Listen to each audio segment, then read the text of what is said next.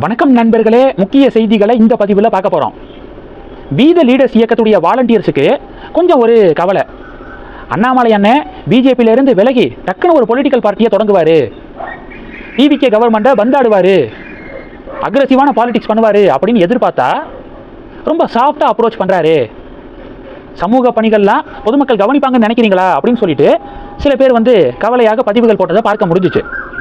ஆக்சுவலாக ஒரு வருஷம் டைம் பீரியட் கொடுத்து அந்த ஒரு வருஷத்துக்கு அப்புறமும் டிவிகே கவர்மெண்ட்டு தவறுகளை திருத்திக்கலை அப்படின்னா முதல் குற்றச்சாட்டு வைக்கக்கூடிய நபராக நான் தான் இருப்பேன் அப்படின்னு சமீபத்தில் சென்னையில் நடந்த பேரணியில் உறுதிப்படுத்தியிருந்தார்.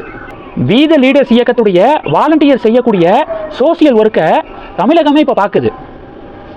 ஒரு குக்கிராமம், அங்கே குளத்தை சுத்தப்படுத்திக்கிட்டு இருந்தாங்க வாலண்டியர்ஸு.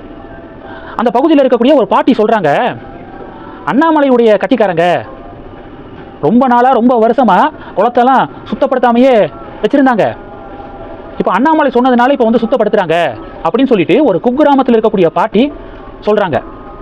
அந்த அளவுக்கு தமிழகம் முழுவதும் வி த லீடர்ஸ் இயக்கத்துடைய ஒர்க்கு போய் சேர்ந்துருக்கு. சோசியல் ஒர்க்கோட அக்ரெசிவான பாலிடிக்ஸை கையில் எடுக்கும்போது, கவர்மெண்ட்டில் நடக்கக்கூடிய தவறுகளை ரொம்ப போல்டாக தட்டி கேட்கும்போது, ஒரு பக்கம் சோசியல் ஒர்க்கு, இன்னொரு பக்கம் அக்ரெசிவ் பாலிடிக்ஸ் ரெண்டும் ஜாயின் ஆகும்போது ஒரு பெரிய தாக்கத்தை தமிழகத்தில் ஏற்படுத்த முடியும். அந்த ரூட்டில் சரியாக அண்ணாமலை நகர்ந்துக்கு இருக்காரு அப்படின்னு தான் நான் பார்க்குறேன். இப்போ உணராதவங்க டெஃபினட்டாக ஃப்யூச்சரில் உணர்வீங்க. கரெக்டாக தான் அண்ணாமலை கொண்டு வந்திருக்காரு, எல்லாத்தையும் சரியாக தான் காய்களை நகர்த்தியிருக்காரு அப்படிங்கிறத ஃப்யூச்சரில் புரிஞ்சுக்குவீங்க. புரிஞ்சிக்காத ஒரு சில பேர். இது ஒன்று. ரெண்டாவது என்ன பார்க்க போகிறோம், சட்டப்பேரவையில் முதல்வர் விஜய் என்ன அறிவிச்சிருக்காருன்னா, அன்னபூரணி சூப்பர் 6 திட்டம் இருக்குல்ல, வருஷத்துக்கு 6 சிலிண்டர் வழங்கப்படும் அப்படின்னு தேர்தல் வாக்குறுதியாக டிவிக்கே கொடுத்துருந்தாங்க. இப்போ முதல் கட்டமாக வருஷத்துக்கு 3 சிலிண்டர் வரக்கூடிய பொங்கல்ல இருந்து தரப்படும் அப்படின்னு சொல்லிட்டு விஜய் அறிவிச்சிருக்காரு.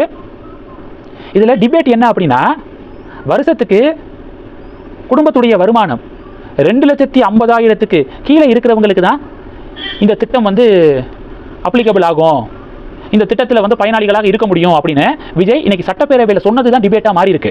ஏன்னா வாக்குறுதி கொடுக்கும்போது அப்படி கொடுக்கல. 6 சிலிண்டர்னு சொன்னாங்க, இப்போ முதல் கட்டமாக 3 சிலிண்டர், அதை டிபேட் பண்ண முடியாது. ஆனால் வாக்குறுதியில் ஒவ்வொரு குடும்பத்திற்கும் அப்படின்னு சிஎம் விஜயே சொல்லியிருக்காரு. இப்போது வருஷத்துக்கு 2.5 லட்சம் வருமானத்துக்கு கீழே இருக்கக்கூடிய குடும்பங்களுக்கு தான் இந்த இலவச சிலிண்டர் அப்படின்னு இப்போ மாற்றி பேசுறது ஏற்றுக்கொள்ள முடியாது அப்படின்னு பொலிட்டிக்கலாக இது பெரிய டிபேட்டை உருவாக்கியிருக்கு. என்னைய கேட்டால் அனைத்து குடும்பத்துக்கும் இலவச சிலிண்டர் கொடுக்கணும் அப்படின்னு சொன்னால் அது தப்பு தான். எல்லா குடும்பத்துக்கும் அப்படின்னு சொல்லவே கூடாது. வறுமை கோட்டுக்கு கீழே இருக்கக்கூடிய குடும்பங்களுக்கு தான் இது மாதிரியான திட்டங்கள் போய் சேரணும். இதை வாக்குறுதியிலே தெளிவாக சொல்லணும். வாக்குறுதியில் அனைவருக்கும் சொல்லிட்டு ஒவ்வொரு குடும்பத்துக்கும் சொல்லிட்டு இப்போ ஒரு கிரைட்டீரியா வைக்கும்போது தான் அது பஞ்சாயத்தாக மாறுது. இப்படி தான் டிஎம்கே ஆட்சியில் அனைத்து குடும்ப தலைவிகளுக்கும் உரிமை தொகை அப்படின்னு வாக்குறுதியில் சொன்னாங்க. ஆனால் ஆட்சிக்கு வந்த உடனேயே தகுதி வாய்ந்த குடும்ப தலைவிகளுக்கு அப்படின்னு சொல்லிட்டு மாற்றினாங்க. அது மாதிரி எதுக்காக டிவிகே கவர்மெண்ட் நடந்துக்குது அப்படிங்கிற ஒரு டிபேட்டு உருவாயிருக்கு. பயிர்க்கடன் தள்ளுபடியில் பாருங்கள், 5 ஏக்கர் வரைக்கும் நிலம் வைத்திருக்கக்கூடிய விவசாயிகள் வாங்கியிருக்கக்கூடிய பயிர்க்கடன் முழுமையாக தள்ளுபடி செய்யப்படும் அப்படின்னு சொல்லிட்டு வாக்குறுதி கொடுத்தாங்க. ஆனால் இப்போ கவர்மெண்ட் என்ன அறிவிச்சிருக்காங்க, மேக்சிமம் 75,000 வரைக்கும் வாங்கியிருக்கக்கூடிய கடனை தான் முழுமையாக தள்ளுபடி பண்ணுவோம் அப்படின்னு இப்போ மாற்றி பேசுகிறாங்க. இப்படி மாற்றி மாற்றி பேசுகிறது மக்கள் மத்தியில் ஒரு அதிருப்தியை உருவாக்கும். இப்போது சிஎம் விஜயுடைய இந்த அறிவிப்பை பற்றி நீங்கள் எப்படி எடுத்துக்கிறீங்க, மறக்காமல் கமெண்ட் பண்ணுங்கள். இது 2.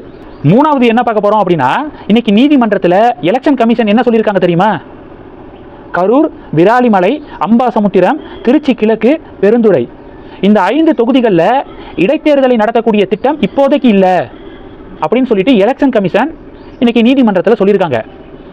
இந்த 5 தொகுதிகளில் தேர்தல் வழக்குகள் நடந்துக்கிருக்கு. இந்த தேர்தல் வழக்குகள் முடியும் வரைக்கும் இந்த 5 சீட்ஸில் பை எலெக்ஷனுக்கான பிளான் இப்போதைக்கு இல்லை அப்படின்னு கட் அண்ட் ரைட்டாக சொல்லிட்டாங்க எலெக்ஷன் கமிஷன். இந்த 5 தொகுதிகளில் திருச்சி கிழக்க விட்டுருங்க, அது சிஎம் வெற்றி பெற்ற தொகுதி. 2 தொகுதியில் ஜெயிச்சிருந்தாரு, 1 அவர் ரிசைன் பண்ணி தான் ஆகணும், அதனால் அதை ஸ்கிப் பண்ணிடுங்க. அந்த 1ஐ தவிர மீதி 4 கரூர், விராலிமலை, அம்பாசமுத்திரம், பெருந்துறை இந்த 4 தொகுதியுடைய முன்னாள் சட்டமன்ற உறுப்பினர்களை நினச்சாதான் பாவமாக இருக்குது. எம்எல்ஏ பதவியை ரிசைன் பண்ணிவிட்டு டிவிகேல சேர்ந்து பை எலெக்ஷன் வரும்ல, அதில் டிவிகே சார்பாக போட்டியிட்டு ஜெயிச்சு அமைச்சர் ஆகிடலாம் அப்படிங்கிற கணக்கோட தான் ரிசைன் பண்ணாங்க எம்எல்ஏ பதவியை. இப்போது எலெக்ஷன் அந்த தொகுதிகளில் நடக்குமா அப்படிங்கிறதே டவுட்டாக இருக்குது. ரொம்ப காலம் எடுக்கும்னு நினைக்கிறேன். இந்த செய்திகள் எல்லாத்தையும் பற்றி உங்களுடைய பார்வைகளை மறக்காமல் கமெண்ட் பண்ணுங்கள். தொடர்ந்து கனெக்டில் இருங்க. அடுத்தடுத்து நிறையா பதிவுகளை பார்க்க போகிறோம். நன்றி. ஜெய் ஹிந்த்.